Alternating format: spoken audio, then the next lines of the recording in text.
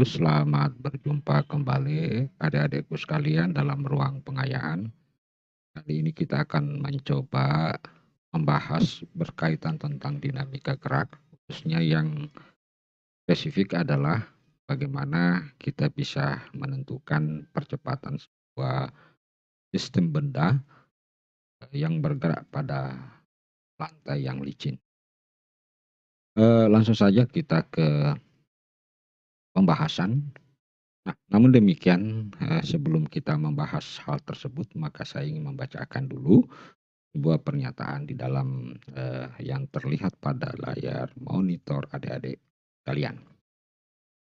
Pernahkah adik-adik sekalian menemukan soal seperti diperlihatkan pada gambar di sini? Nah, di mana di dalam soal tersebut yang ditanyakan adalah tentukan percepatan sistem. Eee, untuk menyelesaikan soal ini sebenarnya tidaklah terlalu sulit. Malah menurut, saya ini terlampau mudah. Tentu dengan catatan kita memahami prinsip-prinsip yang terdapat di dalam soal tersebut. Jadi untuk menyelesaikan soal ini saya cukup ingin menentukan berapa jumlah gaya penggeraknya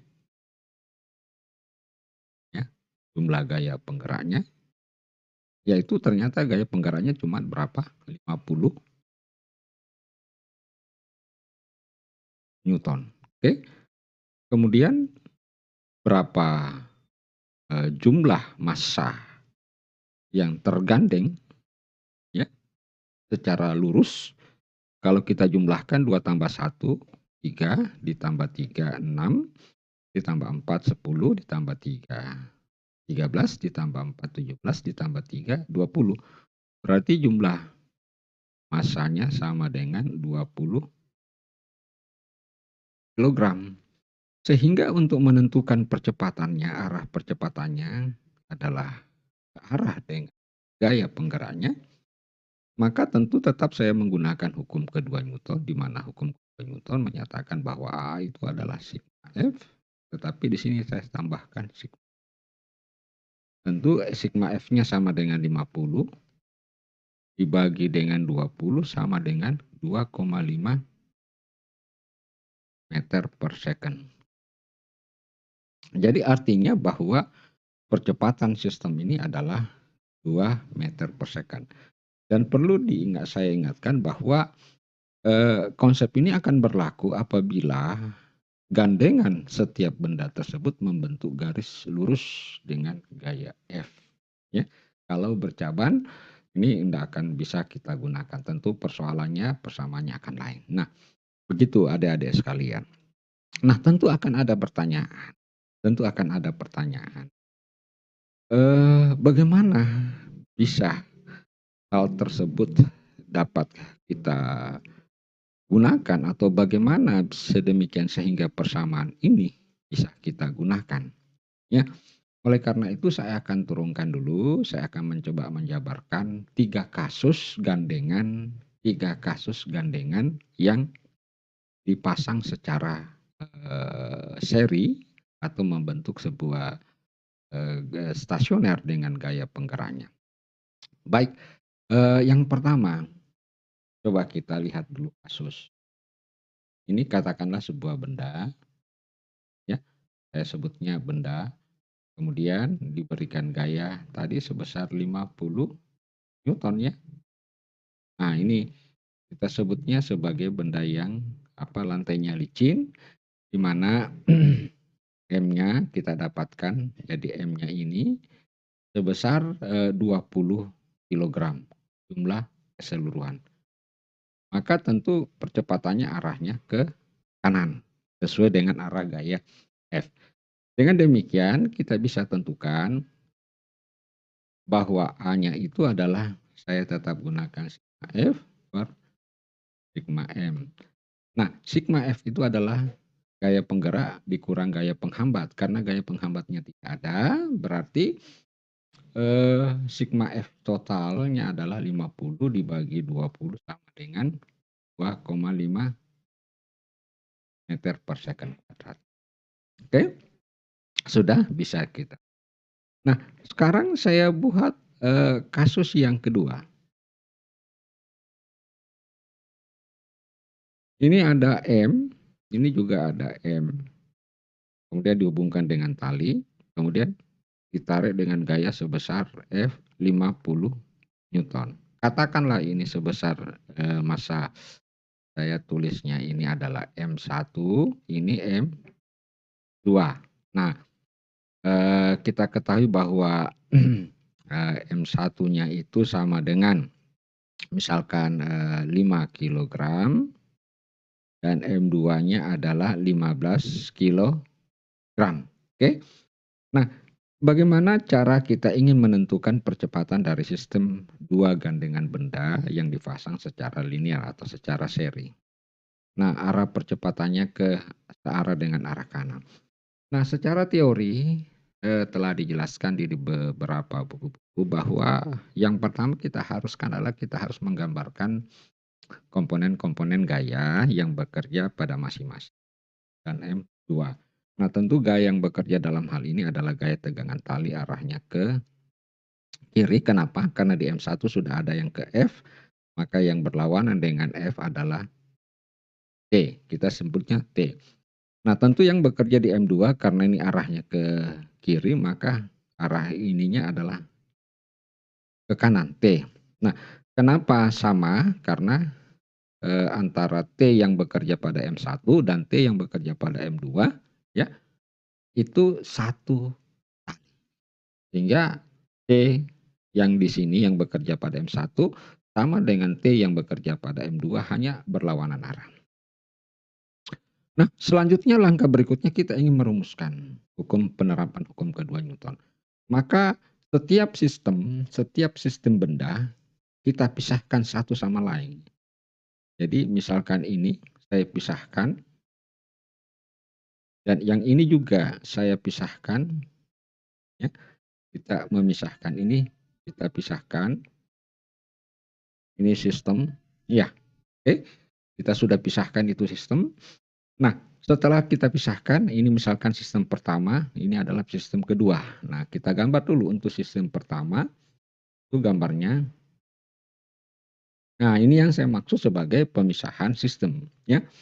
Sini adalah M2, arahnya ke sana adalah A. Sehingga dengan menggunakan hukum kedua Newton, maka kita dapatkan T sama dengan M2 kali A. Kalau kita mau langsung masukkan nilainya M2, bisa.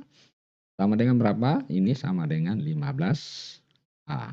Nah, simpan dulu sebagai persamaan pertama. Oke. Nah, selanjutnya kita gambar pada sistem kedua. Yang sistem kedua itu adalah di sini M1, di sini ada F, ini ada, di sini adalah T. Tentu arah percepatannya juga ke kanan sebesar A. Ya. Dengan demikian, dengan menerapkan hukum kedua Newton, kita bisa dapatkan, ya. Berarti di sini tentu sama dengan F, ya, kurang T sama dengan M1 kali A. Nah, kita tinggal masukkan F-nya. F-nya itu sama dengan berapa? 50 Newton. T-nya, M1-nya berapa? Sama dengan 5 kilogram, berarti 5A. Ini persamaan kedua. Oke, sudah ya. Nah, lantas untuk menentukan A-nya maka persamaan 1, ya, persamaan 1 kita masukkan ke persamaan 2. Karena kita ingin menentukan A. Dengan demikian, ya, kita dapatkan 50 dikurang 15A sama dengan 5A, ya. Sehingga ini 50 pindah ke sini sama dengan 20A. Dengan demikian kita dapatkan A sama dengan 50 bagi 20 sama dengan 2 meter per second. Jadi ternyata nilainya sama. Jadi mungkin adik-adik sekalian sudah memiliki gambaran bayangan, ya, untuk menyelesaikan soal yang memiliki kasus untuk dua sistem benda yang tergandeng oleh seutas tali secara seri. Nah, mungkin barangkali pembuktiannya ini, penjabarannya ini belum memberikan keyakinan kepada kita, maka saya akan kerjakan yang untuk ketiga. Nah, bagaimana kalau misalnya sudah yang bergandeng itu ada 3 benda, kemudian ditarik dengan F, katakan tadi F-nya sama dengan 50 Newton, ya. Nih, misalkan ini adalah M1, ini M2, ini M3, di mana M1 terserah kita mau kasih berapa, misalnya kita mau kasih 4 kilogram, ya. M2 sama dengan 8 kilogram, ya. Sudah 12. M3 sama juga, berarti ini saya pindahkan di sini, di 10 kilogram, ini 6 kilogram. Supaya jumlahnya sama dengan 20 kilogram, ya, bagaimana yang pertama tadi. Jadi setelah kita menggambar, maka, langkah berikutnya adalah kita menggambarkan komponen-komponen gaya yang bekerja pada tali, ya. Nah, tentu kita awali dulu dari sini, terserah mau diawali dari sini bisa, mau diawali dari sini bisa, dimulai dari sini bisa, silahkan. Yang penting kita tahu bahwa kalau arah F-nya ke kanan, maka arah yang ke sini baliknya adalah T, gitu. Nah, misalkan T1, ya. Nah, ini juga M2, ada gaya tegangan, arahnya tentu juga sama dengan T1, hanya berlawanan. Kemudian di sini juga ada T2, berlawanan lagi dengan T1, tetapi yang di sini juga ada T2 berlawanan dengan T2 yang bekerja pada M2. Nah, itu tadi dengan cara yang sama, maka masing-masing kita pisahkan satu sistem, ini satu sistem lain, ya. Kemudian ini sistem berikutnya ini juga kita pisahkan. Nah, ya, berarti ada 3 sistem, 1 sistem, 2 sistem, 3 sistem gerak. Oke. Nah, kita mulai dulu untuk sistem pertama. Untuk sistem pertama, kita dapatkan T2. Ini ada M3. Sehingga menurut hukum kedua Newton, maka kita dapatkan bahwa T2 sama dengan M3 kali A. Nah, mau langsung diganti dengan masanya terserah, bisa kita tulis E6A. Ini persamaan pertama. Oke. Nah, kemudian sistem kedua kita lihat M2, ya. Di sini ada T1, ya. Kemudian di sini adalah T2. Nah, A-nya arahnya ke sini, ya. Nah, karena arah A itu adalah searah dengan T1, maka kita bisa tulis T1 dikurang T2 sama dengan M2 kali A, ya. M2 kali A. Nah, mau diganti T1-nya bisa, atau bisa langsung masukkan saja ini T2, terserah. Ini mau masukkan ini ke sini bisa, langsung M2-nya kita mau masukkan terserah. Bisa juga. Jadi saya misalnya T1-nya, T2-nya kita dapat dari persamaan 1, bisa kita tulis 6A, kemudian M2-nya sama dengan 10 kilogram, berarti 10A. Berarti T1-nya sama dengan berapa? Pindah ke sini adalah 16A. Nah, persamaan kedua. Oke. Nah, selanjutnya kita lihat sistem gerak yang ketiga. Sistem gerak yang ketiga itu adalah M1 di sini adalah F, di sini adalah apa? T1. Nah, arah percepatannya tetap searah dengan A. Nah, dengan demikian kita bisa tuliskan persamaan hukum kedua Newton. Tentu F dikurang T1 sama dengan M1 kali A. Oke. Nah, kita mau langsung gantikan M1, gantikan T1, gantikan F. F-nya kita dapat sama dengan berapa? 50 Newton. T1-nya dapat berapa? 16A. Ya, ini T1-nya 16A. Kemudian M1-nya adalah 4 kilogram kali 4A. Sehingga kita dapatkan 50 kali dipindahkan ke kanan sama dengan 20A. Dengan demikian A kita dapatkan 50/20 sama dengan 2,5 meter per second kuadrat. Nah, saya pikir cukup sampai 3 saja ya, karena sampai 4 pun tetap kita akan dapatkan percepatannya sama dengan 2,5 meter per second kuadrat selama jumlah massanya yang tergandeng secara linear adalah sebesar 20 kilogram dengan gaya penggeraknya 50. Yang saya mau katakan bahwa, eee, untuk menentukan sebuah percepatan pada sistem balok yang tergandeng secara stasioner, secara linear, secara lurus dengan gaya F pada benda yang licin, maka cukup kita menggunakan persamaan A sama dengan jumlah sigma F. Sengaja saya tulis sigma F. Sigma F itu adalah jumlah total gaya yang bekerja pada sistem. Karena tidak ada gaya penghambat, tidak ada gaya gesekan, maka jumlah totalnya tadi pada soal adalah cuman sebesar 50 Newton. Dibagi dengan jumlah massa yang tergandeng. Nah, ini adalah, eee, persamaan yang, bisa kita gunakan di dalam menyelesaikan soal yang di, atas tadi. Nah, adik-adik sekalian, saya ingin mencoba membuka wawasan berpikir kita. Kalau ada soal yang seperti ini, lantas kita mau menyelesaikan dengan cara secara teori dengan menggunakan free body diagram, saya bisa tunjukkan bahwa kalau untuk satu balok maka kita menggunakan satu persamaan. Untuk dua balok maka kita menggunakan berapa? Dua persamaan. Nah, untuk tiga balok yang tergandeng secara seri seperti ini, maka kita membutuhkan berapa persamaan? Satu persamaan, dua persamaan, dan tiga persamaan. Ya, ini ada 3 persamaan. Tentu kalau 4 kita butuhkan 4, kalau 5 kita butuhkan 5, dan seterusnya. Dan dapat dibayangkan kalau ada 7 balok tergandeng seperti ini, maka kita membutuhkan 7 persamaan. Di mana ketujuh persamaan itu kita akan satu sama lain.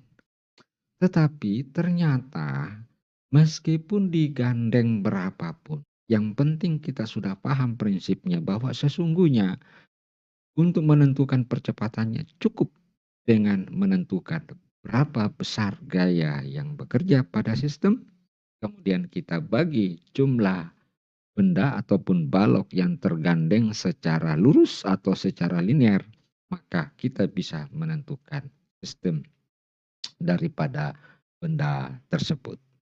Oke, jadi itu yang penting untuk adik-adik ketahui. Bahwa sesungguhnya banyak hal-hal yang spesifik yang bisa kita kembangkan, yang bisa kita lakukan, yang sebenarnya meskipun sedikit kelihatan menyimpan dari teori, tetapi sesungguhnya itu pun tetap, dibenarkan dalam konsep, teori. Jadi itulah pentingnya kita senantiasa selalu belajar, belajar, belajar, belajar. Dan jangan lupa, eee, belajar itu penting bagi kita. Nah, baik adik-adik sekalian, ada satu pertanyaan yang, mendasar. Kalau misalkan yang kita ingin cari berapa tegangan tali di antara 2 kilogram dengan 1 kilogram, di antara 1 kilogram dengan 3 kilogram, atau tegangan tali masing-masing di berapa besarnya tegangan tali di sini, di masing-masing di sini, ya, berapa besarnya tegangan tali di antara masing-masing. Tentu, kalau kita selesaikan dengan cara seperti ini, itu pun juga relatif sangat sulit. Tetapi sesungguhnya bisa sih, bisa kita selesaikan dengan cara seperti ini. Akan tetapi kita membutuhkan persamaan dalam jumlah yang banyak.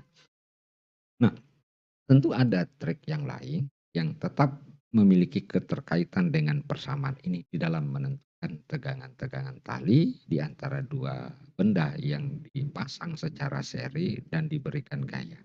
Nah, untuk ini insya Allah saya akan ulas pada video bagian kedua.